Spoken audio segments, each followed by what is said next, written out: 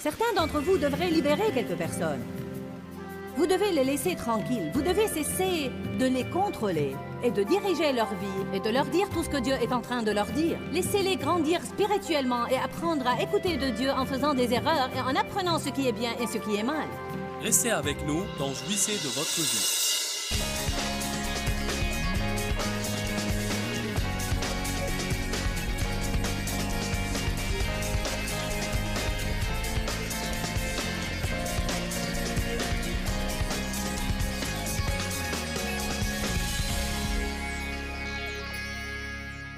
Je comprends maintenant beaucoup de choses que je ne comprenais pas auparavant quand elles m'arrivaient.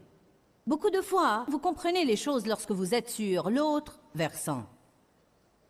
Dieu pourrait être en train de vous séparer de quelque influence dans votre vie et vous ne comprenez pas, car vous pensez « ce sont mes amis, ils ont été mes amis toutes ces années, alors quel est le problème? Où est le mal ?» Mais vous ne vous sentez plus à l'aise lorsque vous êtes avec eux. Vous faites des choses avec eux, vous passez le temps, puis vous rentrez chez vous et vous vous sentez vide, comme si c'était une perte de temps. Il se peut qu'il n'y ait rien de mal en eux. C'est une des erreurs que les chrétiens commettent. Lorsqu'ils commencent à ressentir ce manque de paix, ils commencent à spiritualiser et ils pensent « Ouh !» Sûrement qu'ils sont impliqués dans quelque chose de mauvais, parce que nous avons le discernement.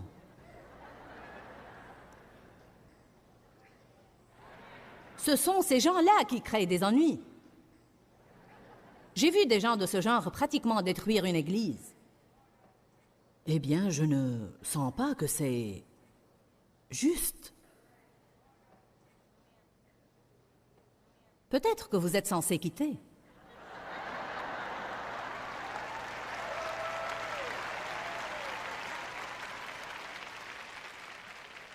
Nous devons commencer à suivre l'esprit. Je veux savoir si je peux avoir aujourd'hui une centaine de personnes qui sont assez courageuses pour commencer à suivre l'Esprit de Dieu dans leur vie individuellement et arrêter d'imiter les gens qui les entourent et arrêter de vivre selon une réglementation et des vous devez et vous avez à. Amen.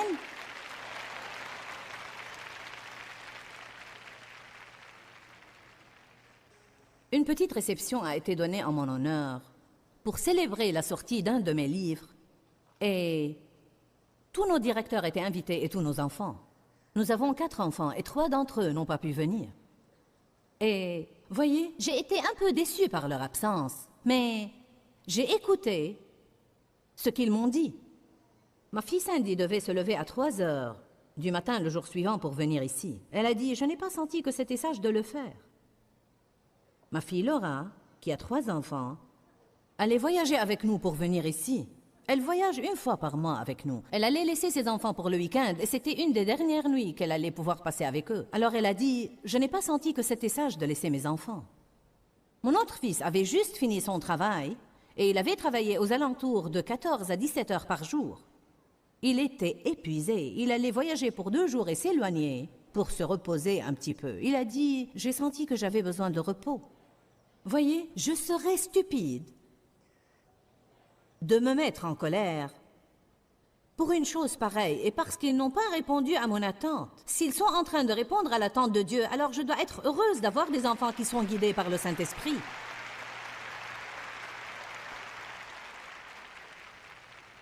Parfois, nous sommes momentanément un peu déçus lorsque les autres ne font peut-être pas exactement ce que nous voulons qu'ils fassent. Mais je vous dis, si vraiment vous les aimez, alors vous préférerez qu'ils soient libres de suivre l'Esprit que de vous rendre heureux tout le temps. Allez maintenant. Certains d'entre vous devraient libérer quelques personnes. Vous devez les laisser tranquilles. Vous devez cesser de les contrôler et de diriger leur vie et de leur dire tout ce que Dieu est en train de leur dire. Laissez-les grandir spirituellement et apprendre à écouter de Dieu en faisant des erreurs et en apprenant ce qui est bien et ce qui est mal. Parfois, des chrétiens qui manquent d'assurance se donnent de la valeur en disant aux autres ce que Dieu veut de leur vie. Vous commencez tous à avoir l'air plus heureux déjà. Pourquoi? Parce qu'il y a un désir profond à l'intérieur de nous pour la liberté. Nous voulons juste être qui nous sommes. Nous voulons être la personne que Dieu a voulu que nous soyons. Amen. Savez-vous comment les gens légalistes pensent? Si ce n'est pas bien pour moi, ce n'est pas bien pour vous. Mais vraiment, je prêche bien ce matin.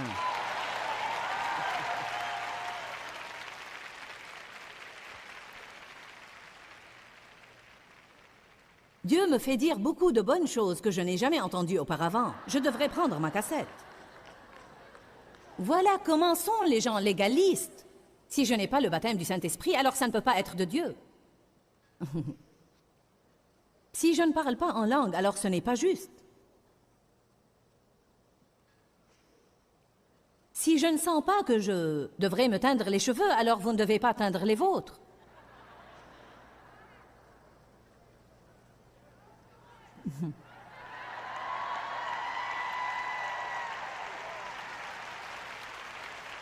Pourquoi ne pouvons-nous pas laisser les autres tranquilles?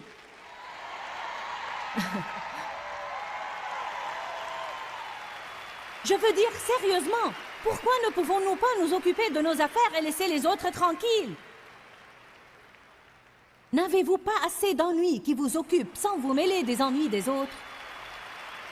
La plupart des gens ne savent même pas comment s'occuper de leurs propres affaires, encore moins des affaires des autres. Eh bien, il ne fallait pas qu'ils achètent cette voiture. Eh bien, de quoi vous mêlez-vous? Vous n'êtes pas obligé d'en payer la facture et vous n'êtes pas obligé de la conduire.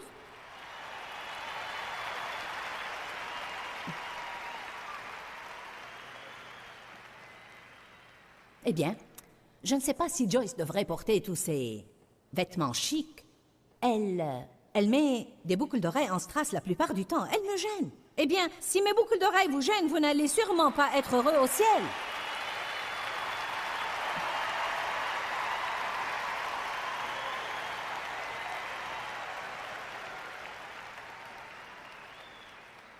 La porte est faite d'une seule perle et vous allez marcher dans des rues en or pur.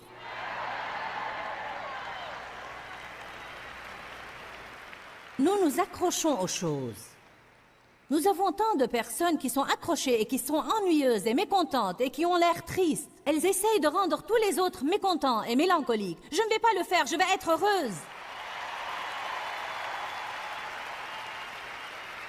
Je vais jouir de ma vie. De toute façon, je vais jouir de ma vie.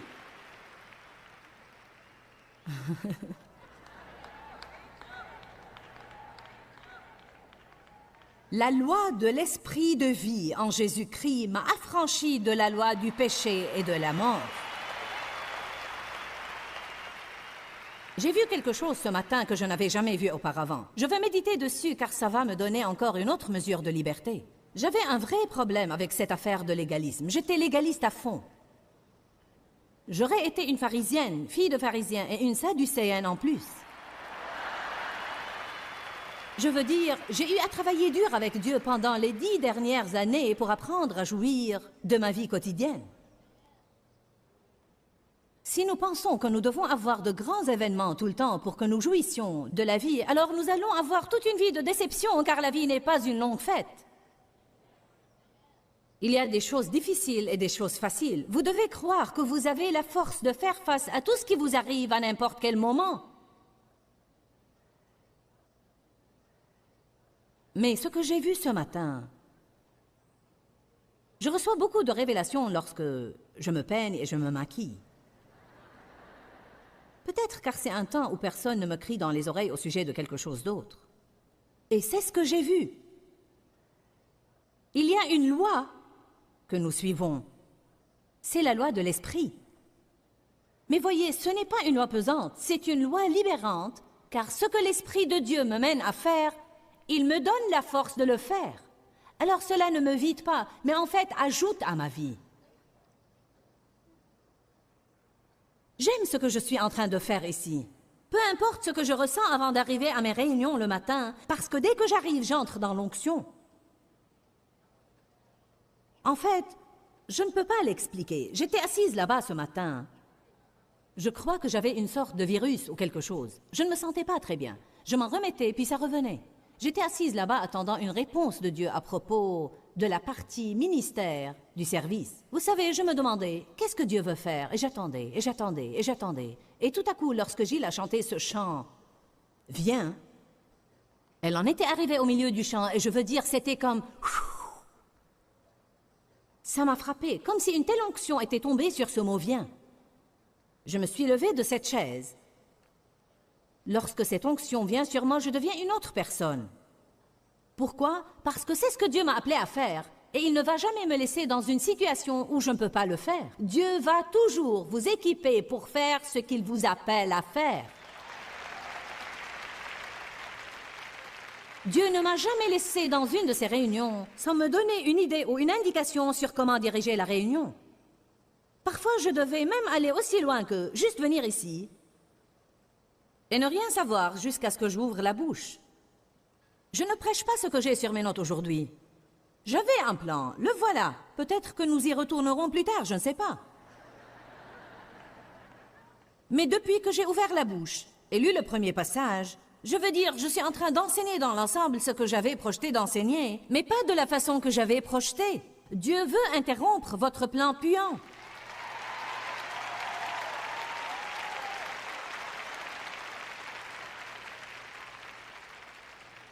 Mais voilà ce que j'ai vu. La Bible dit que là où il n'y a point de loi, il n'y a point de transgression. Jésus a accompli la loi. Lorsqu'il a dit « tout est accompli », il voulait dire que la loi était accomplie. Personne ne l'avait observé jusque-là, et lui l'a observé. Il a dit « d'accord, c'est fait ». Vous n'allez jamais l'observer, mais quiconque croit en moi, Dieu le considérera comme il me considère à moi, quelqu'un qui a observé toute la loi. Par la foi en Jésus-Christ, nous sommes considérés comme quelqu'un qui a observé toute la loi. C'est une affaire conclue. Vous voyez, je ne peux pas tout faire juste. Les 10 commandements ne sont plus des lois pesantes pour moi, ce sont des promesses. Ce n'est plus « tu ne dois pas, vaut mieux pas, vaut mieux pas ». Ce sont des promesses. Tu ne tueras point car je vis en toi et tu ne vas pas avoir le désir de tuer. Tu ne déroberas point parce que je vis en toi et tu ne vas pas vouloir dérober. Je ne vais pas m'efforcer de ne pas voler la station-service. Je ne vais pas m'efforcer de ne pas tuer mon prochain. Parce que Jésus vit en moi, je n'ai aucun désir de faire ces choses. Bien sûr, parfois, j'aimerais gifler quelqu'un et je dois m'empêcher de le faire.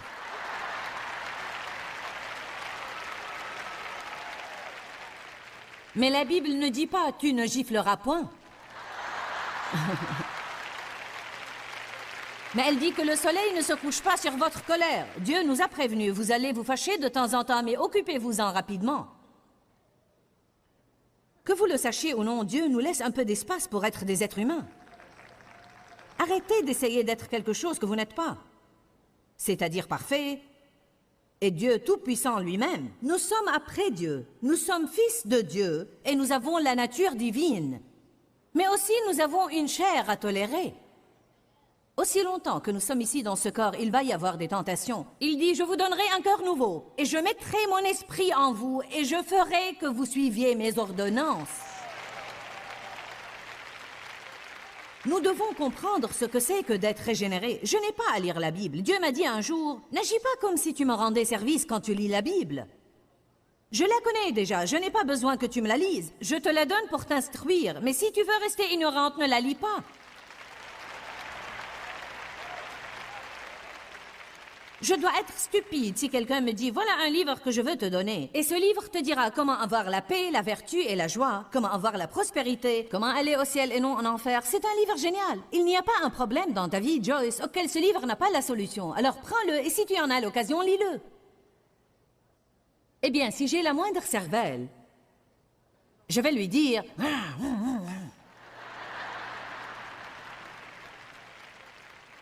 Vous me comprenez ? Nous ne rendons pas service à Dieu quand nous prions, ce n'est pas un devoir. D'accord, Dieu, j'ai fait ma petite part aujourd'hui. J'ai pointé à l'entrée et à la sortie. Maintenant, je vais aller courir dans la chair. Je pointerai de nouveau demain. Ouh! Il vit en moi et je vis en lui. En lui, nous avons la vie, nous avons le mouvement et l'être, il est tout. Parlez-lui toute la journée et chaque fois que vous en avez besoin. Et tout ce que Dieu vous dit de faire, faites-le. Lorsqu'il vous dit ne le faites pas, ne le faites pas. Vous ne vous appartenez point vous-même, vous appartenez à Dieu.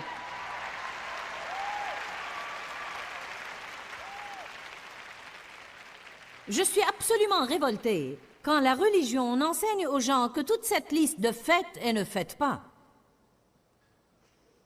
Eh bien, vous devez vous couper les cheveux. Arrêtez de regarder l'extérieur des gens et de décider ce qu'ils sont et ce qu'ils ne sont pas par leur homme extérieur.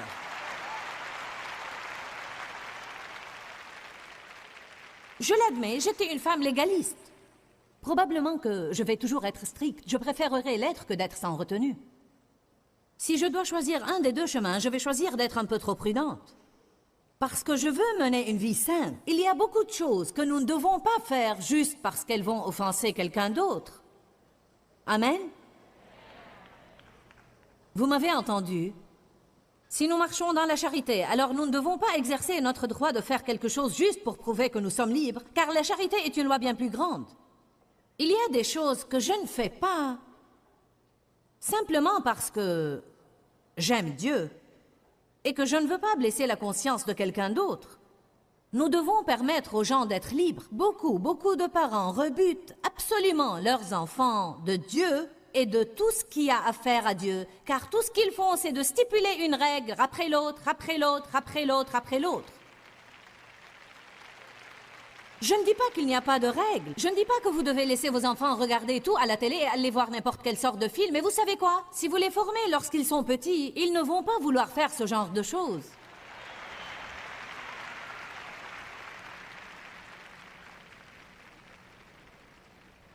Savez-vous ce que Dieu m'a révélé ce matin? Je ne pêche pas en transgressant une loi qui n'existe plus.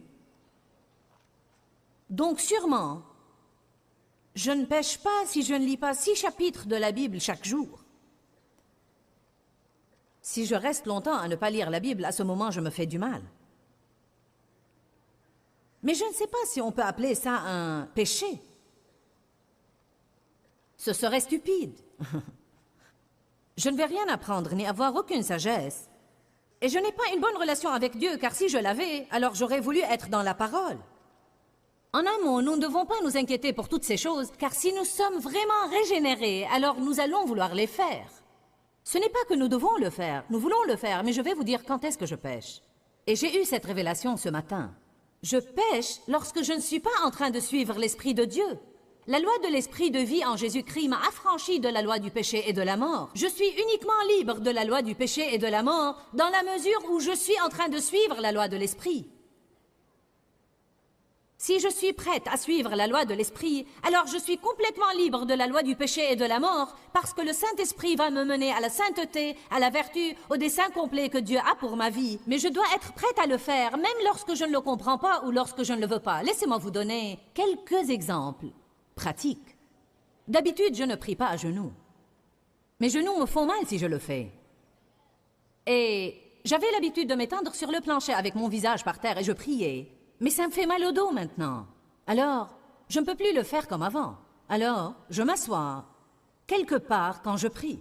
Mais le premier jour que je suis venue ici, jeudi, j'ai prêché jeudi soir. Et quand je me suis réveillée vendredi matin, la première chose qui m'était venue était « Agenouille-toi à côté de ton lit et prie ». Eh bien, je ne le fais pas normalement. Alors je suis allée à la salle de bain. Et ce désir de m'agenouiller persistait. Il ne venait pas de la chair, car je ne voulais pas m'agenouiller. Mais j'avais toujours ce désir d'aller m'agenouiller. Je pensais, pourquoi devrais-je le faire? Et j'ai senti comme si Dieu me disait, Satan doit te voir à genoux. Il doit savoir que tu es sérieuse. Va juste t'agenouiller. Alors, je me suis agenouillée à côté de mon lit et j'ai prié pour 5 minutes.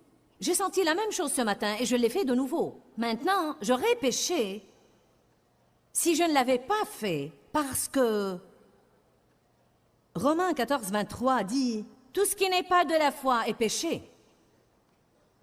Restez avec moi. Romains 14, 23. Tout ce qui n'est pas de la foi est péché. J'ai cru que Dieu me demandait de le faire, alors si je ne l'avais pas fait, je n'aurais pas marché dans la foi.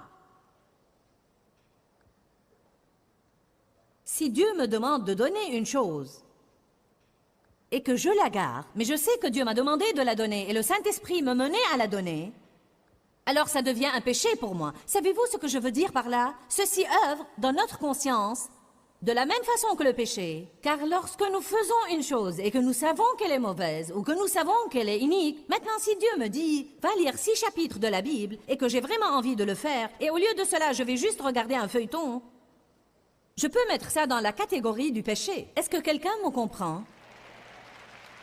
Vous devez suivre l'Esprit de Dieu. Maintenant, écoutez-moi.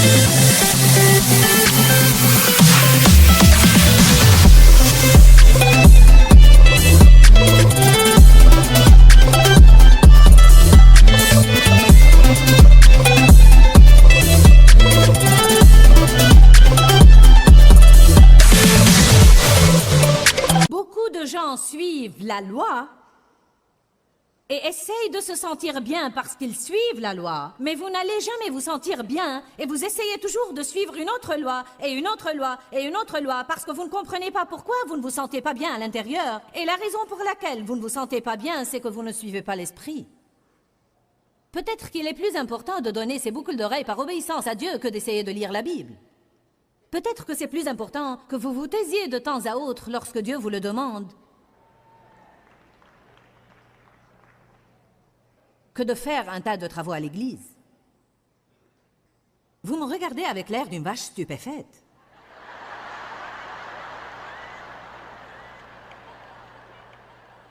Savez-vous quoi? Je peux le comprendre. Parce que ces choses vous brouillent la cervelle. Nous avons le légalisme bien ancré dans nos têtes. Vous m'avez entendu? Le légalisme est bien ancré dans nos cerveaux. Je dois faire ça, je dois. Non, vous ne devez pas, vous voulez. Vous savez, vraiment, les gens qui vivent sous la loi ne jouissent absolument pas de leur vie.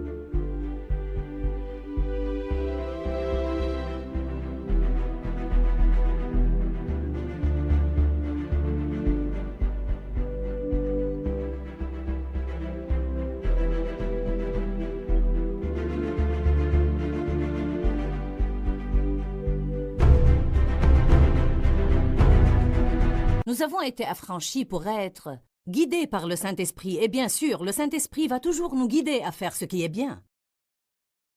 Rappelez-vous que la loi est venue sur des tables de pierre, ce qui représente la froideur, la dureté et aucune vie, mais le Saint-Esprit nous insuffle sa vie en nous, dans tout ce qu'il nous mène et nous guide à faire.